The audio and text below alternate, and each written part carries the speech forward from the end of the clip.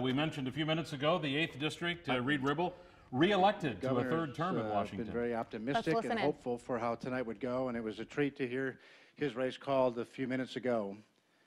And now Republicans have captured the United States Senate.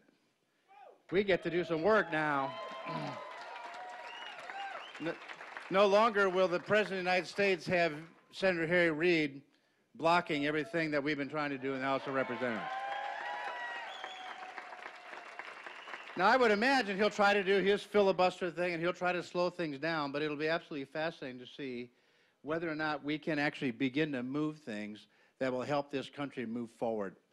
There's so much work to do. There are all kinds of things to do.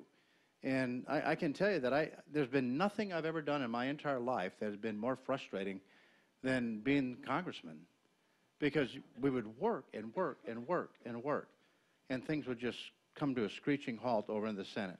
Now, in fairness, sometimes I think some of that's going to happen even now, just because the nature of being able to pass things with 50% and one is a little different environment than what they have in the Senate, where they have to have 60% to move legislation. But there are lots of things that Republicans and Democrats can agree on. It's been my policy since I've gone to Washington, D.C., to find those areas of opening and agreement and go to them, move to them, and try to get to those places. Because you all deserve a functioning government that will actually clean itself up and do the types of things that the American people simply want them to do. The great thing about elections, the wonderful thing about elections like we just had now, is without regard to what you think about whether the position I have is a position of power or the governor is a position of power, the great thing is that for one day every 2 years, you have the power. It's a wonderful process of democracy where the American people collectively come together and the great wisdom of the crowd comes together, and all the power is removed from the people in Washington, the people in Madison, and it's returned to you. Do you guys have any idea how magical that is? It is exactly what our founders had intended.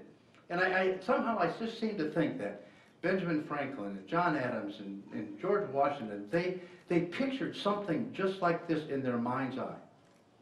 That citizens would come together and they would work together and they would begin to advance leaders to come to Washington and to Madison who would lead this great nation to the next step. So that these two young boys behind me, my grandchildren, these children, all the kids in this room, can have the hope that tomorrow America will be more prosperous, with more opportunity and offer more freedom than the American that our parents gave to us. There is no greater calling that we have as the adults in the room than to provide that very thing for them, for the next generation, for tomorrow. And to the degree that you will allow me, I will continue to work to that end every single day. Because there is nothing more important to all of us than our children. And we should give them the very best of what we have. So let's continue to do our work. Thank you for supporting me. Thank you for supporting my family. It means more to me than you can ever imagine.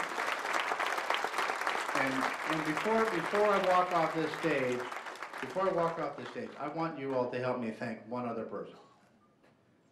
This job requires a fair number of hours of work. And in the background and on the sidelines and in many ways, the full support of what I do happens because of Dina Ribble.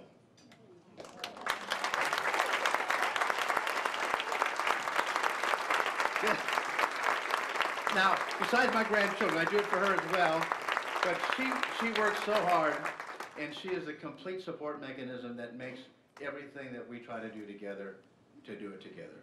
And so thank you for all your support and your kindness and your friendship. I look forward to being your congressman for the next 2 years. Thank you very much.